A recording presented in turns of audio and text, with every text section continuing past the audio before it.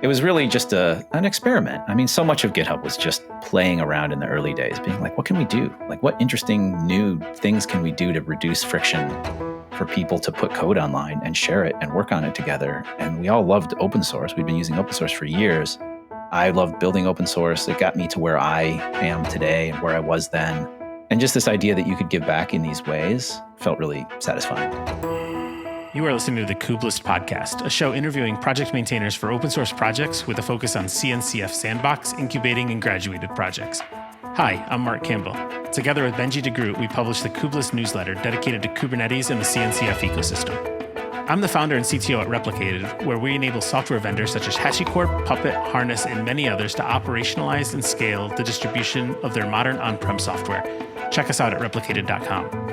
Benjie is the co-founder and CEO at Shipyard, where they enable teams of all sizes to build, test, and deploy faster and more reliably via their ephemeral environment management platform.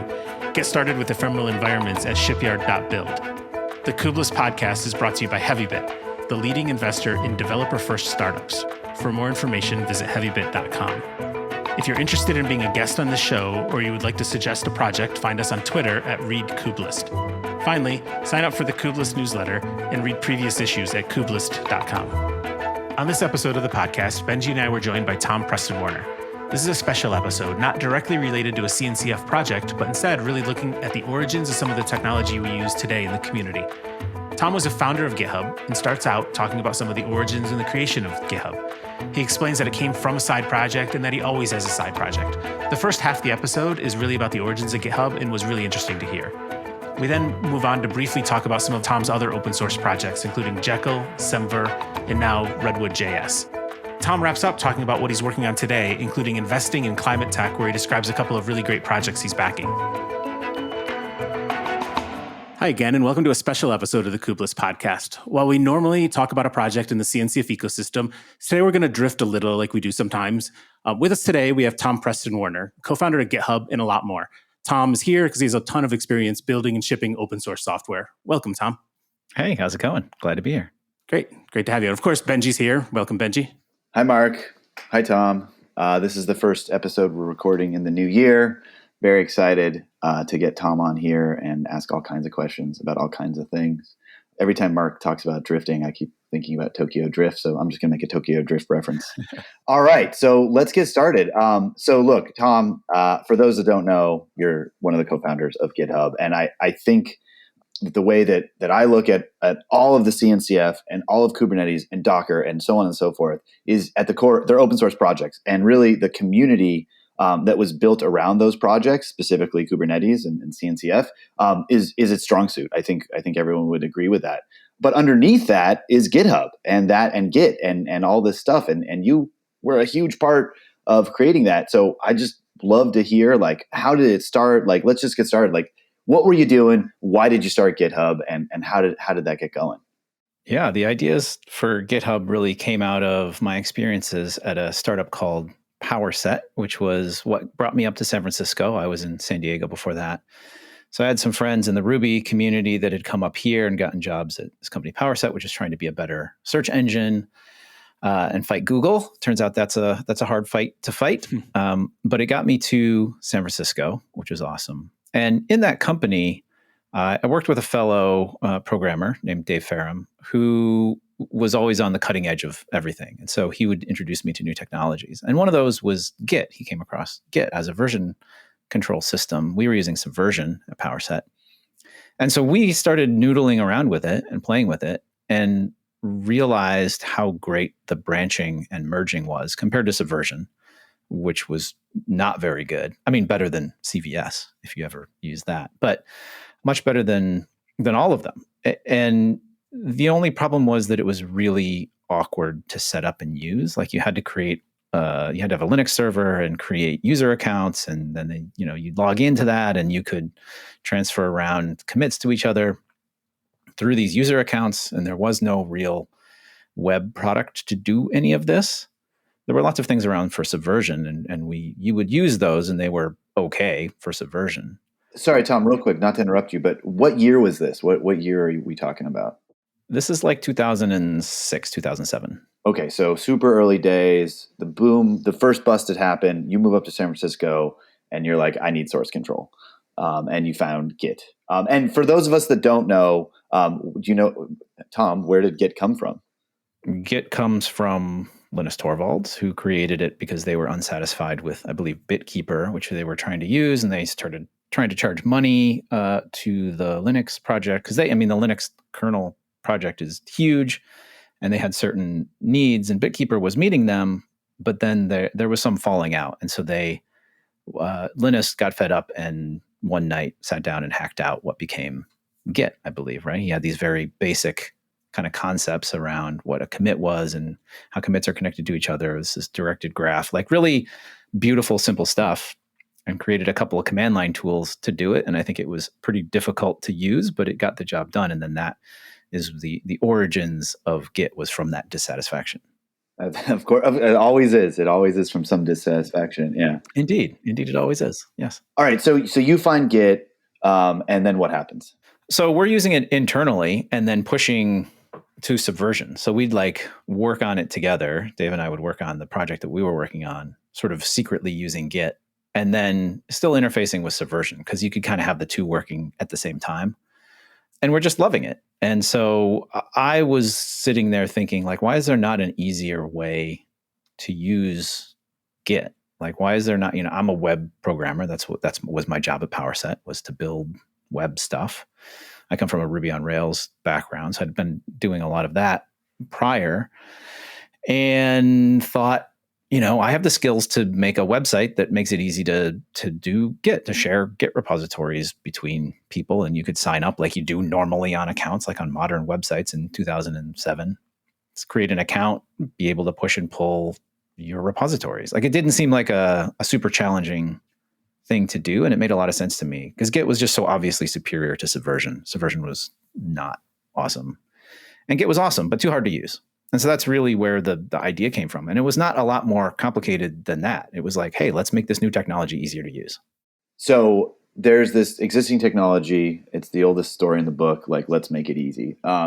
So did you start working on GitHub internally at that company, or was it like a side project?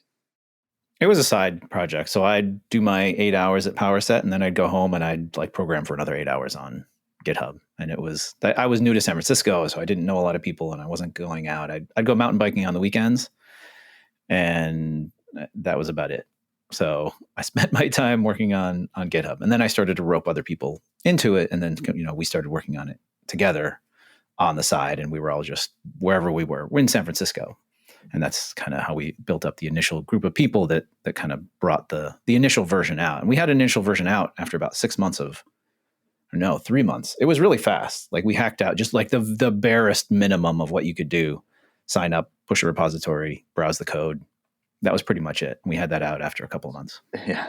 I was going to say, that's interesting. Browse the code was in there in that initial first version. It wasn't just like a backend that sits on a Linux server somewhere that you can Git clone and Git push and everything too. But it was the web UI was a key part of it. Yeah, that seemed like table stakes. There were the existing products that worked for Subversion had that. So it was like, well, they got to do some of the basic things, and that's if you want to share with other people, you want to be able to send open source repositories to other people so they can look at it. It's a lot easier if you can just look at the code online, right? And then see if you're interested in it or not. And then you might get involved. So that was always there from the very beginning. I actually worked on mostly the back-end stuff. So I worked on the Ruby code that would let Ruby on Rails access the Git repositories on disk. That was a piece of open source software called Grit, because it's Git with an R in it because it was written in Ruby. So it was called Grit because I'm very clever at naming things. Very clever. I love it. So that was great. So I spent my time doing that. And then I had the other people that were helping me with the project that came on, Chris Wanstroth especially, were working on the Ruby on Rails front-end part. So I was doing kind of the back end, and Chris was doing more of the front end. So when you started this thing, it was kind of like a need at a private company, PowerSet. But was it always like, this is going to be this open source, like this is the place where everything open source should live? Or did that develop? Or was that, it sounds like you were thinking about that from the very beginning. Yeah. So one thing that I wanted to make sure that GitHub had was a business model, because prior to that, before PowerSet, I had done Gravatar, which is like the avatars that kind of work everywhere and is owned by Automatic, now WordPress, right? That's like WordPress's avatar system. So I had built that, and it was costing me a ton of money and just a huge emotional drain when it would go down, and I didn't have a way to monetize it or couldn't think of one because I didn't have any skills to do anything but like write software back then. And so I eventually sold that to Automatic around that same time. And that's really like freeing that up allowed me to spend time on GitHub. So GitHub was like my next side project. 'Cause I always have a side project. There's always something that I'm doing as my main thing. And then there's always something I'm doing on the side to explore personal interests. And so GitHub became that side project. And it was great because I thought there's a clear business model here. And it's that if you put your code up here and it's open source, then you could use GitHub for free because that's great marketing. Then, it gives back to the ecosystem. It all lined up and made sense. But the business model is if you want your code to be private, then you will pay us for that. And who wants their code to be private? Businesses. And so it made total sense. And so that was built in from the very beginning, was the idea that it'd be free for open source. It would cost money if you had private repositories. I mean, you're saying that like it's a small thing, but like there's massive industries that are completely copying that idea. I mean, we kind of are doing that at Shipyard. I know. I'm just saying like that. So you had that insight before you even wrote at the beginning of writing your first lines of code, even because like I don't think that existed before GitHub, right? Yeah, I mean, maybe not. I don't remember it being like a decision that we made. It just felt right. Like, yeah, of course, this is how it should work. I don't know if that was, I'm trying to remember if there were other systems that did that, because there was a group called ENTP that did some kind of a subversion browsing piece of software that we took some inspiration from. And I can't remember what their business, how they did their business model. So I can't claim that we like invented that as a thing, but it just seemed very natural to us that would be like, yeah, of course. Like, why would you, like, open source people aren't going to pay you to host their code. So like, why would you try? And businesses are happy to pay for things that are valuable to them. So let's just do it that way and see if it works. And that gets, you need content on a site for anyone to care. And so that was like, all right, well, if it's a free for open source, then maybe people will use it. Well, I mean, just listening to the story so far, I'm just like, it's funny because I'm just like, wow, all these massive things that have shaped our industry, all were just decisions that were just obviously very logical, but at the time, like they were pretty revolutionary. So just not to give you too much credit, but I think it's really cool that you kind of just put all these pieces together and it sounds like a natural thing that was happening. Yeah, I mean, some of it too was a reaction to the existing open source repositories like SourceForge and Google Code, which we were very frustrated with because SourceForge, there was a single top level namespace for projects. So if you wanted to put a project on SourceForge, they were like, okay, here's how it's going to work. You're going to make a request for a name, and then we're going to approve or reject it, which I just thought was the dumbest thing I could possibly imagine. It's like, really? Like, I want to put up my project and I have to get permission from you to share that with other people? Like, it just was ridiculous. And then Google Code was much better. And so a lot of people were using that for their open source code, and it was subversion only, of course. But they enforced very strict license requirements. Like, you had to have an open source license to put your code on Google Code, if I recall. And it was also, I'm trying to remember how it was structured. I can't even remember. But it was frustrating. Like, these things were barriers. It's like, why should you care with what license there is? Like, if you don't put a license on your code, like, who cares? It's not open source, but like, whatever. If you want other people to be able to look at it, like, why not? And share it? I don't know, figure out license stuff later. It just felt overly burdensome and overly like why? Like, why are all these things necessary? It's like conflating the concept of like hosting code with like what you're actually going to put in there. It didn't make sense. Right. It was sort of enforcing these opinions that I didn't think were necessary. And so that really is where the namespacing by user came for GitHub, where it's like, everything is username / repo name or, org name / repo name. And that, I think, is one of the most impactful and powerful decisions that we made at GitHub of all of them, because that meant that everyone could put up any code that they wanted in their own little private space. And it could be code that people cared about. It could be code that nobody cared about. And everyone, you could, I could name something whatever, and you could name something whatever. There would be no collisions.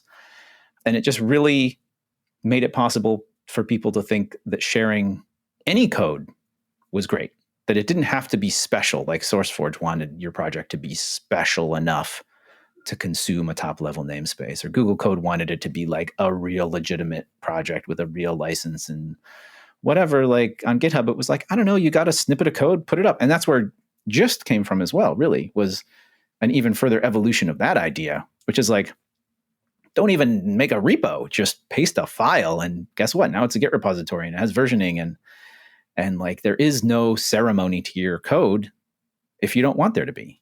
When did you guys roll that out? I remember it being a big deal, but I don't remember when that was exactly.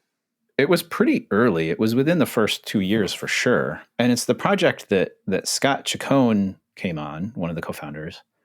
We brought him on to work on that because he was none of us were Git experts. Like we were like Git newbies. Like we barely knew what we were doing. I mean, I knew a lot from having to implement the code necessary to read stuff off of the file system.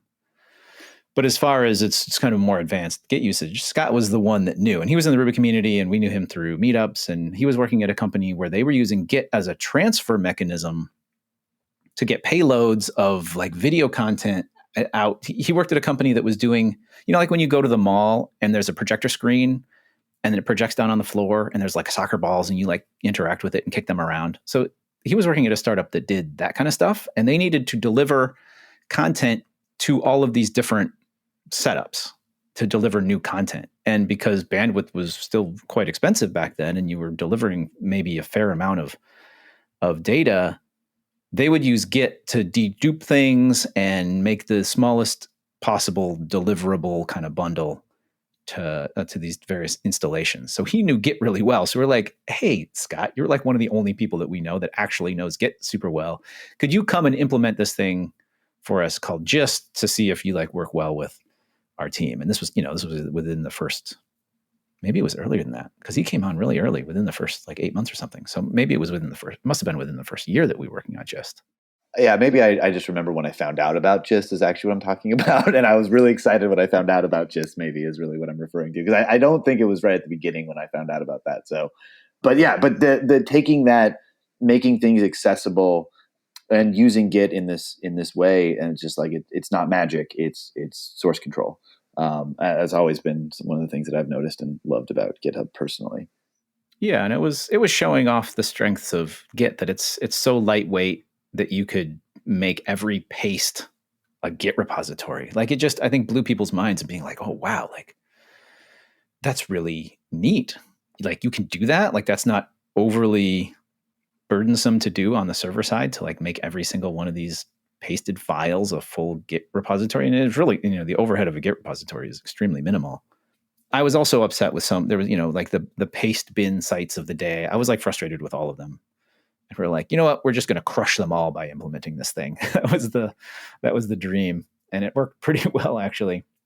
But it was really just an experiment. I mean, so much of GitHub was just playing around in the early days, being like, what can we do? Like, what interesting new things can we do to reduce friction for people to put code online and share it and work on it together? And we all loved open source. We'd been using open source for years and loved it. I loved building open source. It got me to where I am today and where I was then. And just this idea that you could give back in these ways felt really satisfying. Tom, I want to go off on a branch for a second here, because you were just talking about like, you love open source and these other problems that were interesting that you wanted to solve. So in addition to GitHub, there's a ton of other open source projects that you've created, right? There's Semver, Toml, Gravatar, you mentioned earlier, Jekyll. I'm sure I missed like as many as I named. Like what else there? Can you I'd love to hear more and then like understand kind of the origins. Did they come out of problems that you were solving at GitHub and you were like, oh no, I can do this better if we actually just had a better, I don't know, with Toml, right? A better like DSL to specify, a new language. Right. I mean, they all came out of various frustrations or needs. The first open source project I ever worked on was called Chronic, and it was a time parsing library for Ruby. There was 37 Signals, of course, the people that make Ruby on Rails. They have a product called Basecamp. And in it, they had this cool feature where you could kind of write in natural language when you wanted a calendar item to be. And I thought that was really neat. And I wanted it for something I was doing. And I was like, how hard can it be to write a natural language time parsing library in Ruby? Like, that would be an interesting challenge. It seems solvable. So I sat down and I was like, all right, what are all the different ways that you can say a time? Like, okay, next Tuesday, or 3 Tuesdays from now, or 6 p.m. last Wednesday. There's a million different ways that you can say these things. So I wrote down like every example I could think of how to do that, and then categorize them as far as like structurally, how are they different? And then I wrote this parser for those and constructed a time from that. And it was a lot of fun. And I learned a lot about Ruby in doing it. And then I showed that off at the local Ruby meetup in San Diego, where I'd go for the Ruby meetup. It was called SD Ruby. And it was just, I loved it. It was amazing. It was like the best of programming, the best of like the quintessential, like if you love programming, like that's the kind of thing to me that was like pure joy. It's just like you have this abstract problem and you figure it out, and then you write the code to make it work. And then you share that code freely with everyone, and then talk to people about it. And then other people start using it. And it's just, it was amazing. So that was kind of how I started my open source journey. And that was a really great project for that. And it just came out of a need. And the great thing about new languages, when new languages come out, there's like no libraries. And so you can come in and be like, I'm going to write the library that does random thing X. And you get to do that. And then you get to become known for doing that. And you get the experience of doing it, and the experience of creating an open source project and sharing it and managing it, and leading it. And there's so much that can be learned on that open source journey that no one has to give you permission to do. You just decide to do it and you go do it. Yeah, I think that's true. And it's like, there's other opportunities, not just when a new language comes out, but like, big platform shifts, Kubernetes, we talk a lot about Kubernetes on the podcast. And I think there's a lot of opportunity to like take problems that, were solved, but aren't really good in a Kubernetes ecosystem and reinvent them. Or coming back to the language thing, there's, I think some of that's happening right now around Rust. I don't know, Tom, if you're still writing primarily Ruby, or if you're using other languages, like, yeah, I mean, where else are you seeing that innovation happening right now? Yeah, I spend most of my time writing JavaScript these days, actually. I still love Ruby, don't get me wrong. And I'm doing some electronics, some embedded electronic stuff. So I'm writing some C++, which is weird. Yeah, I think it can be anything where there's a tide coming in that changes the whole industry. Like, there's always opportunities. There's always things that are missing. There's always the beginnings. Like, you can look right now and say, okay, well, what are those places? Let's say a couple of years ago, it was maybe the world of crypto, which I have many misgivings about. But there was like this open territory, completely blank, a blank canvas to go into and be like, this part of this is terrible. So let me write something. Let me come up with an idea. Like, I know the pain. If you work on something, you know the pain that's there, and then you write something to solve the pain. And that to me has always been the process. And that's always where there's opportunity. Where is the pain today? Maybe it's in AI.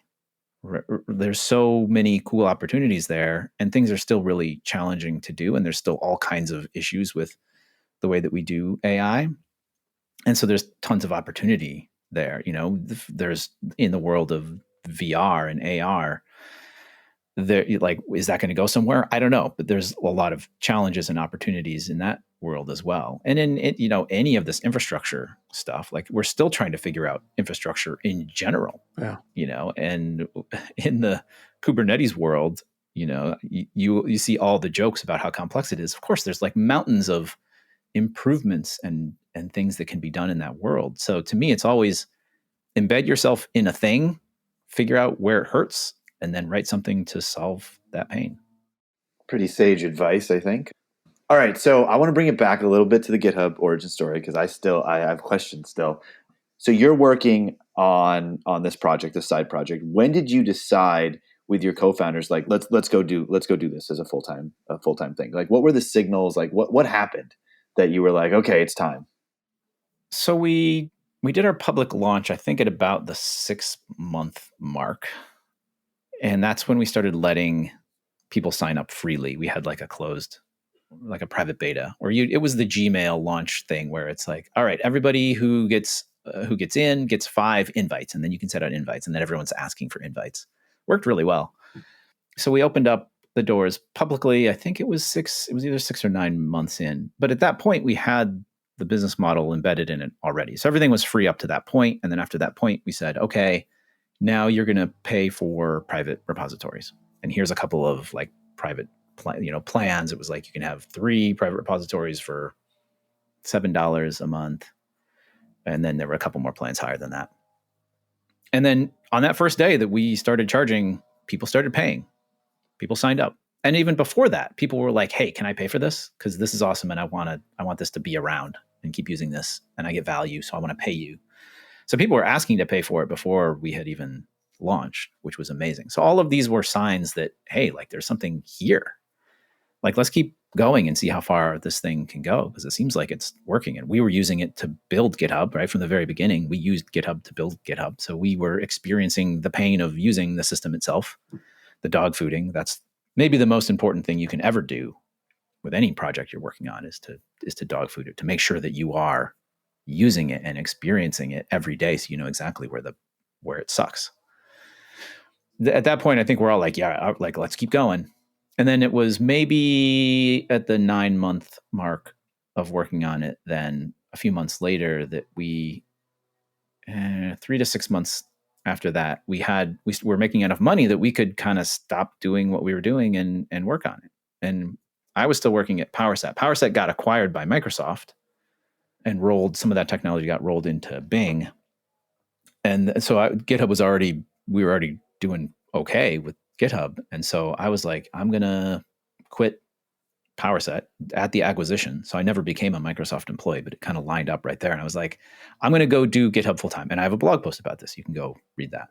It's called, I think, Why I Gave Up $300,000 to Go full time on GitHub or something. Because they were offering me over some number of years, 3 years or something, $300,000 to go work at Microsoft. And I was like, I mean, that was a hard decision. Like that's not nothing.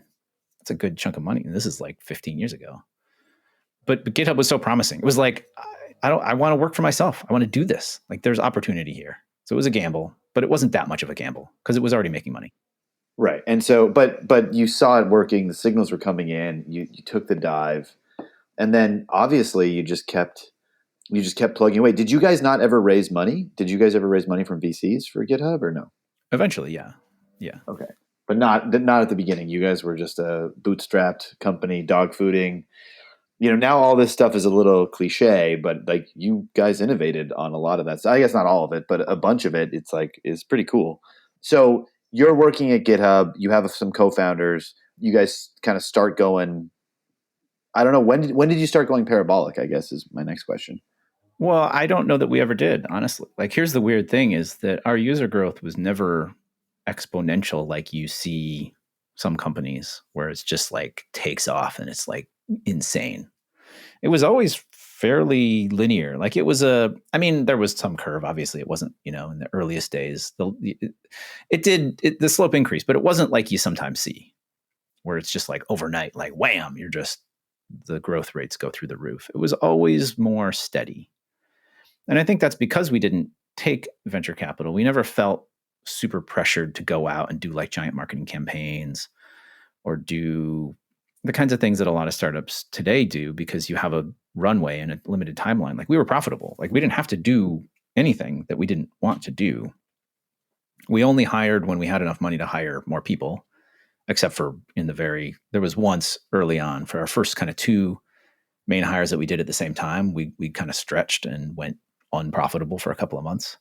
But we were growing quickly enough, revenue-wise, that we could hire when we had the money to hire. So we tried to stay profitable. And that was true up until we took money. And that was 4 or 5 years in that we took the first outside money from Andreessen Horowitz. And it was just very satisfying to be fully in control of our destinies. It was something that I'd always wanted, that kind of freedom. I think we all did. And we tried to really do things from first principles. Like we tried to think through everything from scratch, maybe too much sometimes, but you don't know where the line is until you cross it.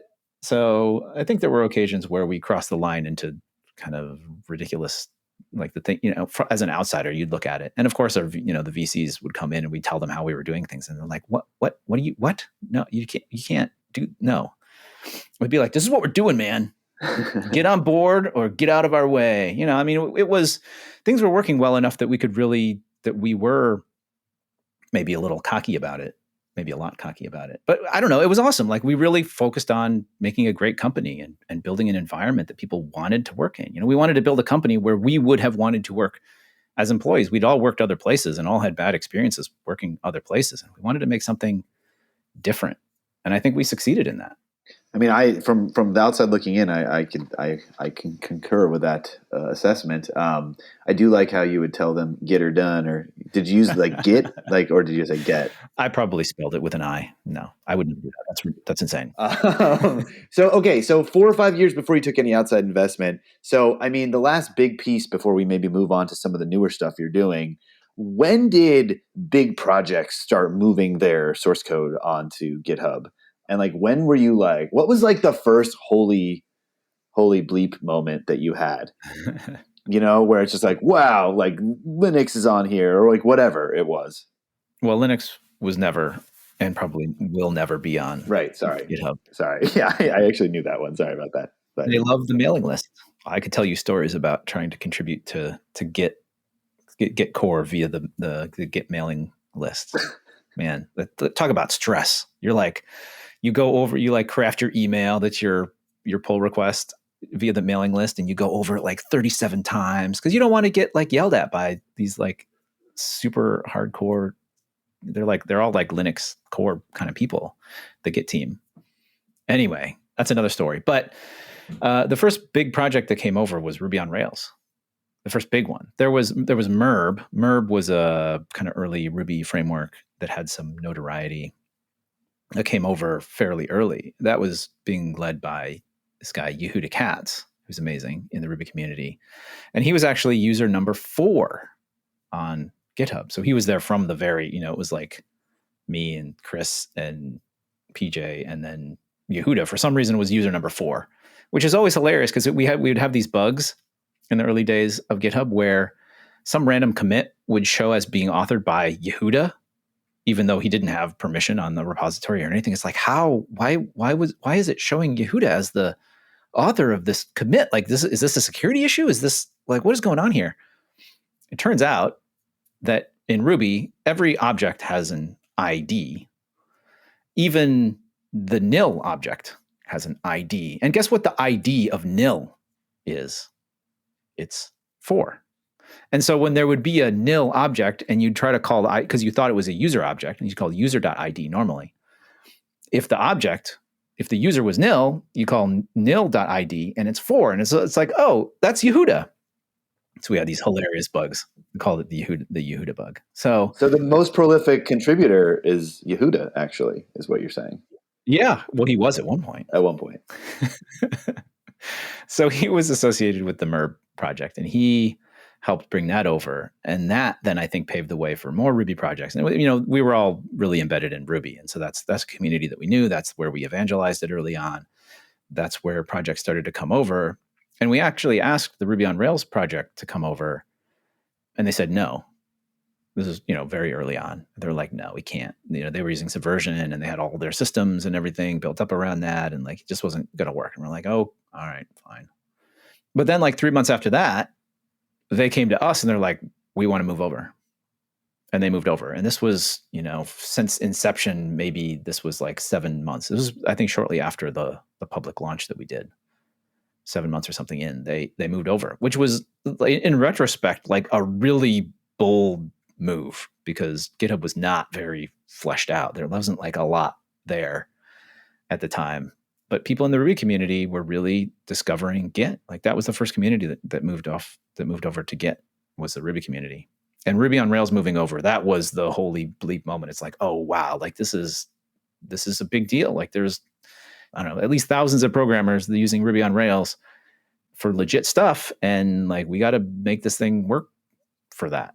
And that was huge. Yeah. I mean, that was fail whale time. So that was Twitter was all Ruby. I remember back then. Mm-hmm. Yeah. No, I mean, there were big companies that were being built with Ruby on Rails. So it was like legit stuff. And that was huge. That was definitely that was a big moment in GitHub history, because that brought over then the rest of the Ruby community. Because people are like, oh, geez, if Ruby on Rails is using this, then like, I got to get on board. I got to figure this out. So that was probably the biggest inflection point or the earliest inflection point from an open source perspective. And then for sure. When did the floodgates open for all these other, like, I mean, in looking back from my perspective, I'm like, yeah, I know if I was ever going to start an open source project, I'd go to GitHub. And I'm trying to think of like what I would do before that. And the answer is SourceForge, I guess, but I never did anything with SourceForge. So I don't even know, like the consolidation and the social aspect that GitHub brought to the open source community. Did you think that it was going to like go bonkers and like these massive, amazing projects were going to come out of there? Did you know this was going to happen, or was this just like insane? Well, I think at first we didn't know anything was going to happen. But when things started happening and Ruby on Rails came over, I think we were like, yeah, like let's go get everyone. Everyone should be on GitHub. That was the goal. It seemed like it could happen because the alternatives were terrible. Yeah, I'm trying to remember SourceForge. I don't really. SourceForge was a disaster even then. I mean, it became progressively even more disastrous after that. And they started, pushing download links and malware, and man, it became very dark in the SourceForge history. Yeah. Anyway. No, and we would reach out to projects and talk to them and be like, hey, what do you need? We'd love you to be on GitHub. Like, what can we do for you? Can we help you import into Git? Because getting your history over was a big deal. So we built tools that would help people migrate over. My favorite of all time is one of our April Fool's jokes. April Fool's is always terrible, right? Like that's the day that you just stay off the internet because everything's fake and dumb and like whatever. You don't want to be that idiot that thinks something is real and gets excited about it. And then everyone's like, it's April Fool's, right? And you're like, oh.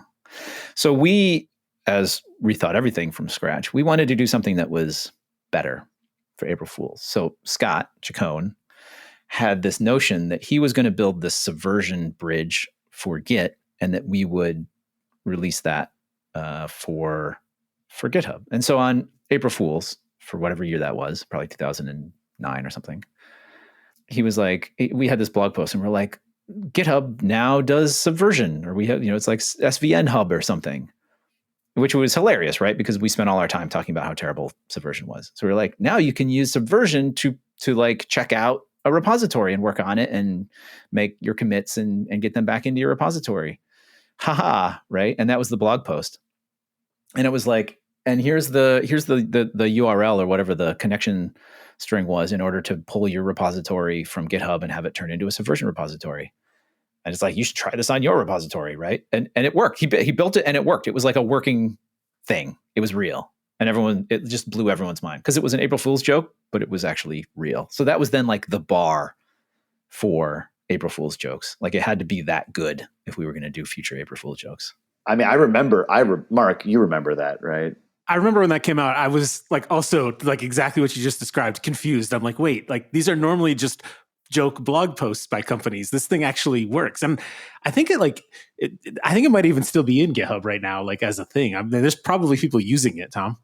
Well, I know. And then people they're like, oh, we can use this as a way to transition from using Subversion to using Git. And I think, right. I think you're probably right. I mean, it was improved over time, but I think it probably is still there.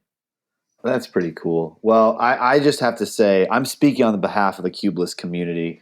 GitHub is dope. We all love it, and good job to all the co-founders and everybody. And it's really cool to know that the origin, like you figure, like it's really cool. I had no idea that you guys kind of understood what you were trying to do and the goals were there, and it just all kind of aligned very well. I could go on for 10 more hours trying to hear some cool GitHub stories, but we can talk about some of the other stuff you're up to. I'd love to hear a little bit about Jekyll. I mean, you did Jekyll. That's pretty cool. Yeah. Maybe tell us a little bit about Jekyll, and then maybe we can skip forward to some of the newer stuff you're working on. Yeah, Jekyll was fun. So that's another one of these scenarios where I was frustrated. So I was using WordPress for my blogs for many years. I used movable type and all kinds of other stuff in my blogging past. And I'd have them on random servers hosted at random places. And then I'd blog for a while and I'd forget about them. And then those companies would like shut down my server and delete my whatever, because I wasn't paying attention. And so I kept losing my blog content, which I was very unhappy about. Or I'd get like a database dump and then I'd have to like recreate it somewhere else. And it was just horrible. Like all that ceremony around keeping my blog working just felt really ridiculous. So I had the notion that if I could write my blog in, I think it was probably Textile at the time. Do you remember Textile? When Textile was, when it was like the Textile versus Markdown war. Of course. Yeah. So originally it was probably Textile, but whatever. So I was like, what if I could just write my blog as text files in a Git repository? Then I would never lose them, because everything that I ever put on GitHub will be there for the rest of my life and it will never be lost. That would be cool, right? But how am I going to take these Textile and Markdown files and turn them into a website and push them up? And there was like one or two kind of static site generators out there at the time that I looked at, and they were not super what I wanted. And I was like, okay, I could just write a simple Ruby script that takes Markdown files and smushes them into a like template and then creates HTML pages. And then if I could take that Git repository and get that online really easily, that would be cool. So we were talking about this, and we're like, what if there was a system where you could like get arbitrary Git repositories and have it like published for you? Like that'd be neat, right? Like if you could just take a GitHub repository and be like, take everything that's in this repository and just shove it into whatever web server. Like that is pretty simple. But you need to be able to do more than that. You need to be able to, like, what if you could push up the repository and then run the converter on the server side, so you didn't even have to run the converter locally? Like that would be extra cool. So I was working on this what became Jekyll, the little static site converter for my own blog. And so I created it. And then I think we were at the same time, like noodling with the GitHub Pages idea. And I was like, hey, I wrote this thing. Like, what if we included this by default? And then every repository that you put on GitHub Pages will just be run through Jekyll. And if it doesn't look like it's, it'll only convert when it's in this sort of Jekyll format or whatever. So it'll leave, if you have a bunch of static files there, it'll just leave them alone and publish them. But if you have the Jekyll style, directory set up and whatever, then it'll just convert them for you automatically. And that would be a cool way for me and for other people to make a blog or every open source project needs like a website, right? So let's make it easy for people to do that by just doing that, right? And then you could have a GH Pages branch on your repository. So all these ideas kind of came together and became GitHub Pages, and it became powered by Jekyll because I had built that for myself and kind of was like, what if we did this, right? And then we just did that. And that's the reason that Jekyll became popular, right? Nobody would use Jekyll if it hadn't been part of GitHub Pages. But if you wanted to leverage GitHub Pages and have free hosting for your open source project, you could use Jekyll for free. I don't know. It all just sort of came together beautifully. It's just another one of those things that was just such a satisfying sort of programming journey. Yeah, I think it's like the early implementations, like not only in Kubernetes, but really popular in the Kubernetes ecosystem right now is like the concept of GitOps, right? Where you have all of the declarative manifests to say, here's what I want to deploy, just push them to a repo. And then you have something that's polling that repo or a webhook or some sort of an interface there to get it actually deployed to the cluster. And I mean, it's really Jekyll. It sounds like the same idea for like your blog. Yeah, I'm trying to remember the discussions that we had around this. Like we were talking about, like someone may have been like, would there be a way for me to SCP SFTP or use FTP to like get some additional files up to GitHub or something or maybe we're talking about like hosting, like web page hosting as a thing we could offer. And someone was like, we could just have an FTP server and then people could FTP their files up for their website and it would work. And then we're like, why would we use FTP when we have Git? It was just right. Oh, that's a good point. And then that idea really, then I think for people like that, let people think that way. I'm just like, oh, Git is a transfer protocol. And if I already have repo hosting, like that next step of just taking those files and publishing them, right? And now you push to publish. Like that was, what we called it, push to publish. Yeah. And that idea, right, became all of like GitOps. And it's like, oh, like what else could you do if you, sort of paid attention to when a repository was being pushed to GitHub? Like you could trigger all kinds of stuff. Yeah. Like Heroku can come out and like all these different, it becomes the source of truth. And it's such a powerful concept actually. I'm actually curious too, like Jekyll, like where did the name come from for Jekyll? Jekyll was originally called, I think, Autoblog, Hmm. because that was, when you come up with a project and you're like, all right, I gotta name my directory something. And that was like the first thing I thought of, which was Jekyll is a better name than Autoblog. Yeah, everything you've said has been super impressive, but that was not impressive, Tom. Sorry. No, that was a terrible name. Well, at least I recognized it was a terrible name. Anyway, so I was like, all right, I can't call this Autoblog. That's a terrible name. So I need to come up with something else. And but I don't know, whatever. I let my brain do whatever my brain does, and it just suggests ideas for things. And I was like, it's like it's transforming your blog in one format to another format. What other kinds of things transform? Well, there's the story of Dr. Jekyll and Mr. Hyde, and the former is like all straight-laced kind of doctor, and then he converts into this like monster creature, Mr. Hyde. And so that's like a blog, it's all straight-laced in the markdown format, and then you convert it into a monster of a website that's super awesome. And so like, what if I just called it Jekyll? And I looked, and what is anything else called Jekyll? No, I don't know. Good enough. Ship it. Well, that was a good name. I will say that at some point in your career, if you want to do a follow-up and you call it Hyde, I think we all support that. I don't know what it would be. So there is a Hyde project, which was like, it was a different language. It wasn't Ruby, but it was essentially a clone of Jekyll in something else. I don't know. Go look it up. Go look up what Hyde is. But someone came out with Hyde, I think, pretty quickly thereafter. So moving on, like another project I think that we use pretty regularly, project, maybe it's just a spec. I'd love to hear how you think about it. Actually, is semver.org. I think you created that document. Mm-hmm.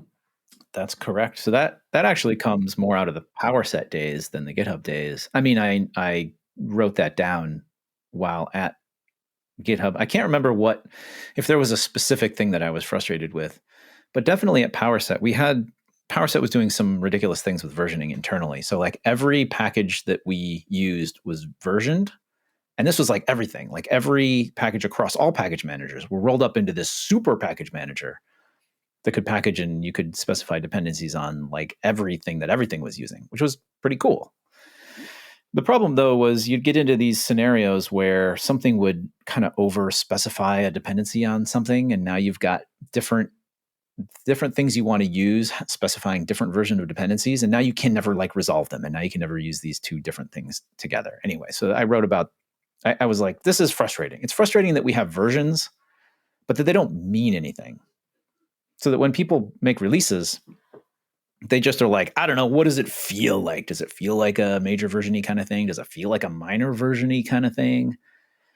Did people even know what like what? There was no rigor around it. It didn't mean anything. Mm-hmm. Not really, right? It was, A.B.C, but they didn't really have defined meanings. And that was really frustrating, because then you'd get someone like rolling a major when they really shouldn't. And now you're like, now these two things aren't going to work together anymore. Anyway, it was super annoying and frustrating. So I sat down and I was like, there's got to be a better solution to this. We could at least agree on like what the different parts of the versions mean, right? Like at minimum, we could do that. So I sat down and I wrote some simple document about like what major, minor, and patch should mean, which seemed to me to make sense, and how people were kind of supposed to use it, but couldn't agree on, and just wrote it down. And then I can't remember why I did that. It wasn't something that was useful to us at GitHub at the time, I don't think. Just a mental exercise in frustration at version numbers. I was probably someone released something as a minor that was like a major breaking change. And I was like, what are you doing? Ugh, enough. Yeah. I got to write this document. So I wrote the Semver document and started distributing it and talking about it at conferences and stuff. And it had kind of a slower start, I think, but then a couple of projects started using it. And I think the only reason that anyone cares about semantic versioning now, I think, is because NPM took it up and was like, okay, sure, let's just tell everyone to use semantic versioning, and then like everyone's lives can at least be marginally better. Right, because like the real value is you take your risk tolerance and you say, I'll take patch versions, I'll take I'll take major versions, whatever my risk tolerance is. I don't need to think about that anymore, because I trust that you, package publisher, are honoring the contract here that like lists what each of those versions are going to contain and what they won't contain. Right. Well, I mean, why even have a version number of that nature if you're not? Like, why not just start at 1 and count up? Like, if you're going to have 3 separate bits of a version, like, They should mean something. Yeah. I don't know. It just seemed dumb that they didn't. Yeah.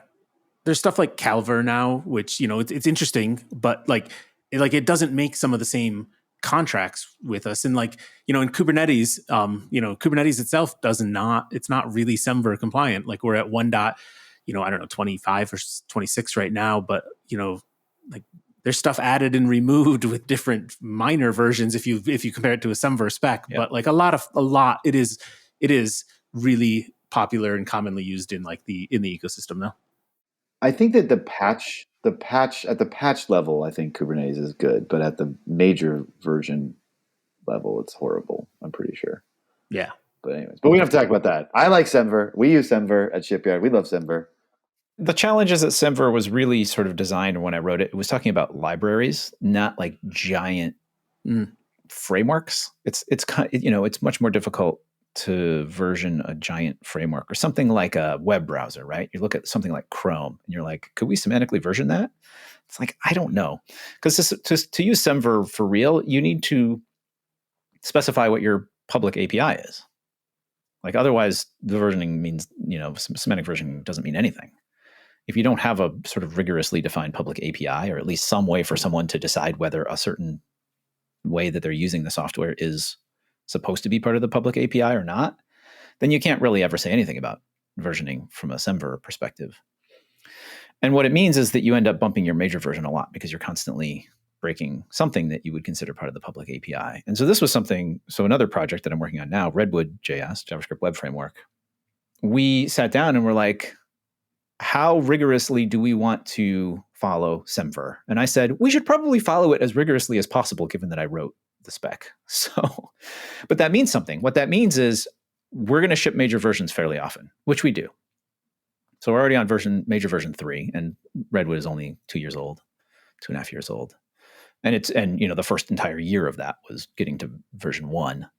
And so we release a major version every couple of months. Because if you want to follow the spec and you're moving fast and you don't want to, build up infinite amounts of cruft in your API, then you have to deprecate things. You have to break things that you said were part of the public API. And when you do that and you're following SemVer for real, you have to bump the major version. And so you have to be okay with that. And so there's another blog post I wrote, which is called, I believe, something about your major version numbers are not precious or something, right? It's just like, look, get over being afraid to bump your major version. If you need to communicate to your users that you broke backwards compatibility on literally anything that you count as part of your public API, then bump the major version so that people know. And yes, it means that you're going to run through your major versions more frequently than you feels comfortable. But who cares? They're numbers. Guess what? You could be version 9,622 and nobody would care as long as you were communicating what you were doing with your project via that number. The only problem is that you get to not use that as your giant marketing number anymore. You don't get to be like, oh, version 5. Let's have a giant, publicity around it. And so the way that we solve that with Redwood is that we have sort of a thing that lives above all of that. We should call the epoch or epoch, depending on how you want to pronounce this word, EPOCH. And that then is totally separate. And that's just a marketing term. And we name those for Redwood, we name them after national parks in the United States. So right now we're on the Arapaho epoch. Moving forward, you are now working on some new cool open source stuff. Tell us, what is Redwood? Tell us about that a little bit. Yeah. So Redwood.js is an open source JavaScript and TypeScript web application framework that is sort of like Rails, right? So if you've used Ruby on Rails before, you want a full stack, inclusive, batteries included, opinionated framework for building a web application, then Redwood might be really good for that. So the basic technology stack that we work with is React for the front end. Use GraphQL to talk from the front end to the back end. So your back end ends up being a GraphQL API, essentially. And then you use Prisma to talk to your database. And this is all in JavaScript or TypeScript. And then it integrates testing. So there's a whole testing framework integrated, and sort of through the whole front end, back end, you can test, you can mock out your GraphQL API. It includes Storybook. All of this stuff is set up and configured out of the gate so that you don't have to do all of that grunt work to get it working. And so if you're working on a startup, so we really like this for startups. So people who are building companies that are going to need all of this support and are probably going to eventually have multiple clients, because GraphQL, there's some additional overhead with GraphQL. But if you're going to have a web client, you're going to have a web app and you're going to have a mobile client and maybe you're going to have a command line tool or something. If you're going to have all of these things, writing your API once instead of writing your web app and then having to be like, oh, now we're going to have a mobile client. So now let me spin up a GraphQL API or a fully separate REST API or something. Being able to write your GraphQL API once is some additional overhead upfront, but it saves you a lot of time in the long run by having a single API that now is your one source of sort of communication truth. So these are learnings that came out of a startup that I did with Scott Chacon called Chatterbug, which is a language learning startup. We were using a stack that was similar to this, but we're having all kinds of problems. It was annoying, and like there were no best practices defined in like how you use these things together, or just the fatigue of having to choose the technologies. Like, what am I going to use for CSS, and what am I going to use for my protocol, and what are blah blah blah. There's millions of choices that you'd have to make. How am I even going to lay out my directories and files on the file system? Right? Like React doesn't care. There is no sort of best practice for that. You're on your own. Figure it out. If you use Create React App, like everything else is up to you. It's very fatiguing, and you do a tremendous amount of integration work. So we do all of that for you. Yeah. Not only is it fatiguing, it's generally not differentiating. You just need to it's so hard to make those right decisions early on. And like you're putting effort into not creating Chatterbug when you're like thinking about these problems. Exactly. Right. Focus on your core value as a business, not on trying to wrangle your stack into it. Or, you're like, I want to use you start to get bigger. You have a dedicated design team. You're like, I want to integrate Storybook. Guess what? Some engineer is now going to spend a week trying to get Storybook to work properly with another random collection of technology you've strung together. It's just wasted time. So we're like, what if we do that for you? What if we build that? And I hadn't built a web framework before, so I wanted to try that out. And it's been illuminating. Right. And the other thing is like Stack Overflow and SEO can cause major problems for your project because something might be popular, but it's kind of outdated when it comes to like how to do these things. And then someone that has worked with Marc personally, I can attest that he's always got to use the latest and greatest whatever. And, there's not good established practices. So, you gotta figure it out yourself. So why are people doing this over and over again? Okay. I have a little bit of a specific question and this is just a little embarrassing that I don't actually know this, but I'm going to ask anyway. Can you explain to me the difference between Prisma and GraphQL, or like, how does that relationship work? I'm just looking at the Redwood.js site and I'm a little confused as to what the difference between Prisma and GraphQL. I mean, I kind of know, but I think this might be helpful for folks that are listening. Sure. So Prisma is like a ORM, object relational mapper, although it doesn't really do much with the object side. Basically, it's how you query your database from your backend. Okay. That's Prisma, right? So in the Ruby world, that would be like active record. Okay. Is what takes care of that, right? So that's taking the place of writing raw SQL queries. Prisma will construct the SQL queries for you from your nicer JavaScript-y kind of way of using the ORM. So that's Prisma. And then GraphQL is how you request data from the front end to the back end, or request, a change to occur. And that's Facebook's thing. It's very robust technology. It's all typed. That's GraphQL. So that's how your client, right? So your React client is shipped in a bundle to the browser. Your browser executes that bundle, that JavaScript code, that front end React code will request data from the backend via GraphQL. The backend now will use Prisma to get data from the database, format it or do whatever it needs to do, and then send that back over GraphQL to the client. Okay. I think I don't know GraphQL well. I was in the impression that you use GraphQL and then you don't even have to touch your database, but maybe that there's some automatic GraphQL Postgres tool that I'm thinking of.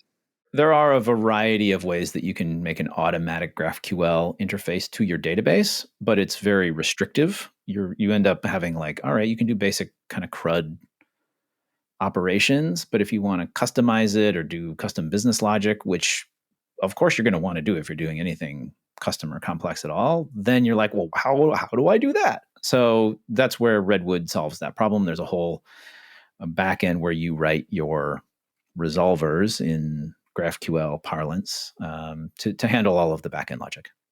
Okay, that makes sense. Yeah, I was just a little confused. I thought GraphQL replaces the database, but anyways. No, I mean, it can in certain circumstances, and many people have tried to make this work, and a lot of databases and various companies will allow you to attempt to do that, which is great for the first 10 minutes. And then you're like, how do I do this thing? You're like, oh, well, you're on your own.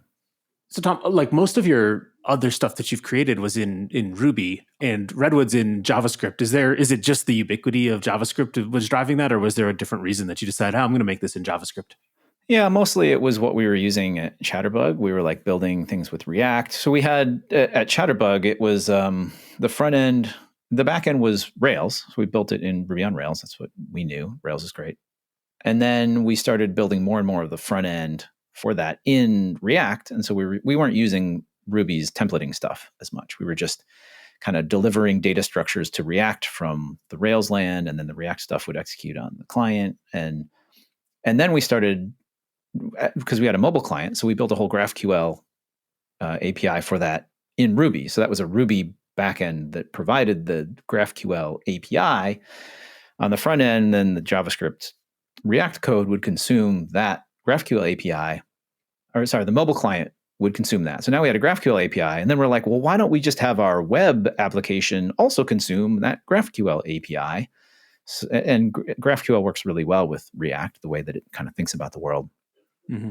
And so we were kind of building that. So it's like we were assembling this whole technology stack, but we were using two different languages. It was like, all right, we got to write Ruby over here, and we got to write JavaScript or TypeScript over here. And so Redwood came out of that kind of bifurcation of being like, well, why don't we just use JavaScript or TypeScript for everything? Then we only need TypeScript developers, and they can do the whole thing, right? And we don't have these two different languages. And Node is pretty great, and there's lots of people that know JavaScript and TypeScript. Way more people know that than know Ruby. And so that was kind of part of the core concept, was like, can we do this all in a single language?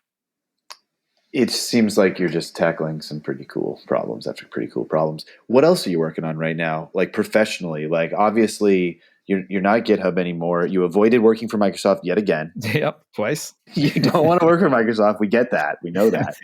Which, by the way, I just have to say a call out. Microsoft has gotten, like, from when this all started, our internet world to now, Microsoft is great, especially in the CNCF stuff.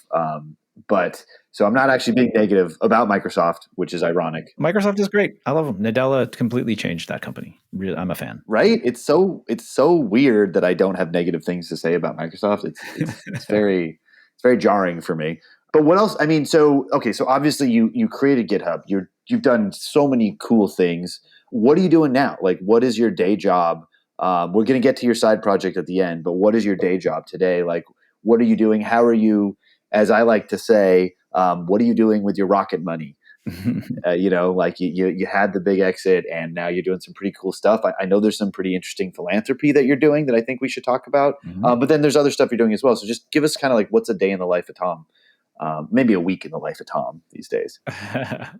Well, I guess there's three main categories of things that I'm doing right now. So one of them is Redwood. So I spend a lot of time with the Redwood team, and we have a core team of about 20 people and several hundred contributors. So that project is its own sort of, I mean, it's not a company, but we sort of behave as if it's a company, and I do pay people to work on it. We have a core team of people that are working on it full time. So I do spend a fair amount of time on Redwood because that's very interesting to me. I also spend a lot of time doing angel investing, though I'm trying to dial that back a little bit to spend more time doing actual projects. So I angel invest. I do mostly seed round in developer tooling companies, getting a little bit more into AI kinds of companies, and then doing a lot of trying to get more into climate tech investing. So that's through Preston-Werner Ventures is the name of that entity. So I do a lot of that. And then we have a philanthropic organization, a foundation called 128 Collective. That is we have a staff of about 10 people. And we do a lot of grant work and political work around climate change. So we're trying to tackle one of the largest problems of our day, an existential problem for the human race, trying to move the needle with our resources. So it's direct grant work to organizations that are working on climate change, but increasingly more through politics, as that's the kind of the largest lever, focused mostly in the United States. We do some international work as well. And so I spend a fair amount of time with the team there working on that as well. So those are kind of the three main buckets. And you can go to PrestonWernerVentures.com, or you can go to 128collective.org if you want to read more about the two of those endeavors, or you can go to redwoodjs.com if you want to learn more about Redwood. So I'd say those are the three largest buckets of how I spend my time. Yeah, we're going to put the links in the show notes as well, so everyone check it out below. We're coming up on time here, but tell us a little bit about the climate tech you're working on, because I feel like that's got to be interesting. So I just want to know a little bit. Tell me a little bit about the climate tech side. Yeah, there's some really neat stuff going on out there. So there's a company called Moat Hydrogen. So green hydrogen is going to be a part of our future more and more. And you want to be able to produce this hydrogen in a clean way. And you also want to sequester carbon dioxide. These are two things that you'd really like to do. And if you could do them together, that would be even better, right? Let's sequester CO2 and let's create green hydrogen. So this company called Moat Hydrogen, who we invested in, has a process where they take wood scraps. So let's say you've got cleanup that you're doing in a forest, or just your routine sort of maintenance along the sides of roads, and you've got a bunch of scrubby, brushy wood materials that aren't going to be used for anything. They're just going to go in a giant pile and rot and put all that CO2 after they rot back into the air. Moat can take this wood waste and sort of burn it slowly. It's not exactly like that, but they have this proprietary process where it's kind of like burning it slowly. So it's self-powered. You don't have to put any additional energy into it to run this process. You self-power, it's called gasification. Basically, you're turning this material into a gas, and those gases turn out to be carbon dioxide and hydrogen, and you can separate them and collect them. So you can collect the CO2 and you can pump it underground into giant reservoirs or old oil wells, and it'll stay there. And so you can push CO2 back underground. So that's one of the ways that you can do CO2 sequestration. So they can do that, and then they can take the hydrogen that they've produced in this green process, and they can sell that. So there's a business model on the hydrogen side. There's a sequestration model on the CO2 side. So that's a really interesting technology to me. They're early stages working on designing and building their first demonstration plant to do that, which will be an uphill battle and very complex. But if they can figure it out and scale it, I think there's a huge potential there. Another quick one that I'll mention is called Renewwell. This company solves the problem of all of these not abandoned, but sort of like unused oil wells. You know, you see the oil derricks that go back and forth all over Texas and various parts of California. Well, those eventually run out of oil, and then the oil company has to eventually cap them, which they hate doing because it costs money. And that involves pouring a bunch of concrete into them, and it's an expensive process. So there's thousands of these around the United States, thousands and thousands. And they're leaking methane all the while. And so this company, Renewwell, will sign a contract with the oil company and say, here's what we're going to do. We're going to convert your oil well. And these oil wells are generally, it's a hole that's drilled in the earth that could be thousands of feet deep, maybe 5,000, 6,000 feet deep. And what they're going to do is they're going to assemble a series of metal tubes and connect them together and put them down into this well, and then connect them to a cable. And that cable will be hooked to a motor/generator. And when there's excess electricity on the grid, they're going to use that electricity and lift this giant metal cylinder weight into the air. And when the grid needs more electricity, they're going to use the falling weight of this giant metal cylinder that could be thousands of feet long.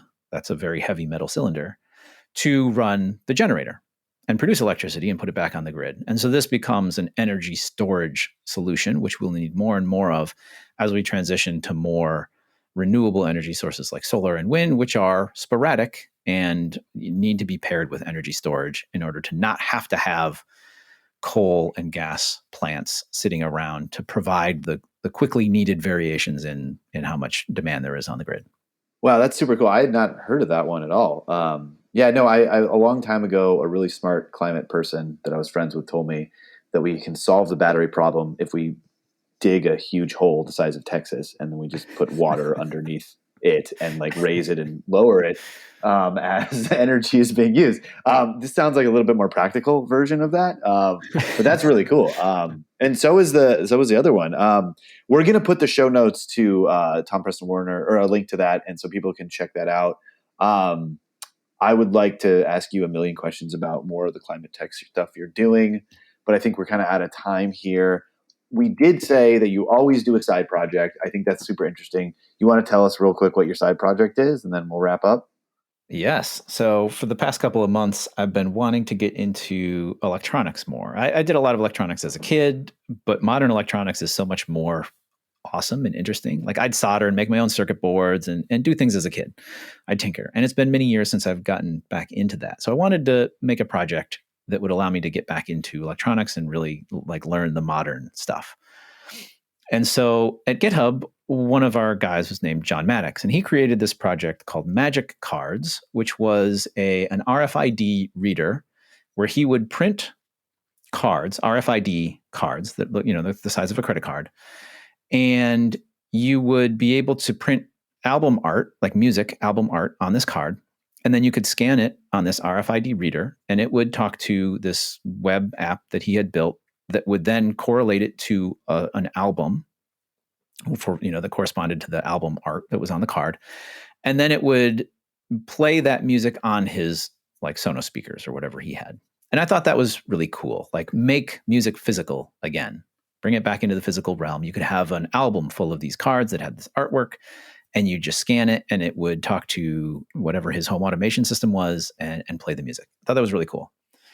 And so I wanted to do kind of a modern take on that didn't need an intermediary website to make the correlation, and use NFC cards. So now we have NFC, and NFC cards can hold data. You can write custom data to them, where an RFID card is just an ID. You don't get to write anything to it. It's just a kind of a number.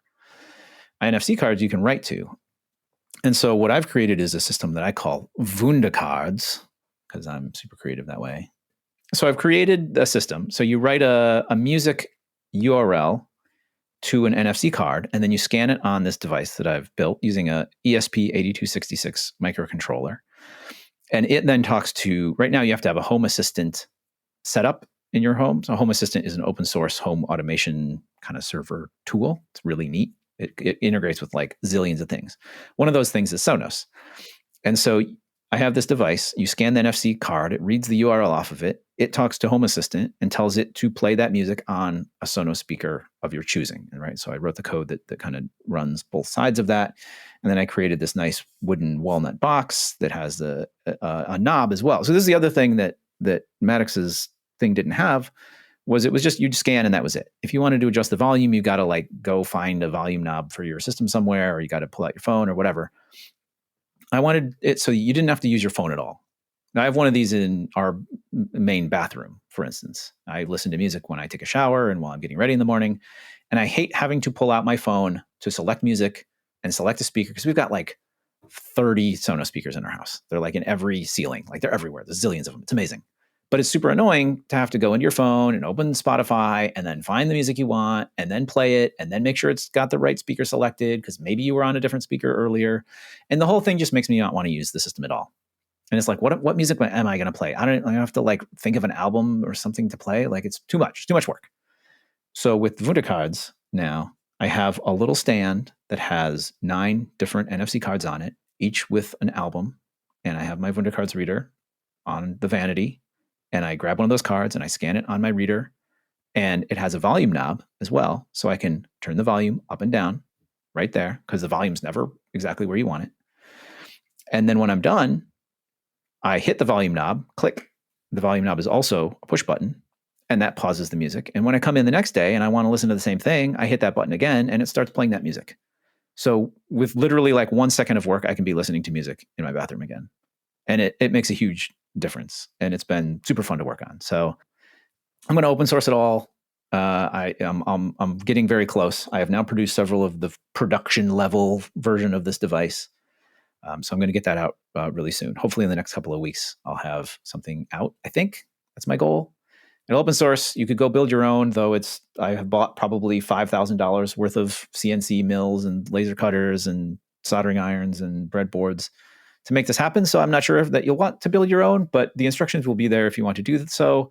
And if there's enough interest and people want to buy these, maybe I'll figure out how to produce these and sell them. That's really cool. That it actually does sound like a cool device. Again, solving like a problem that you have, an inconvenience here, and make it a little bit better. Exactly.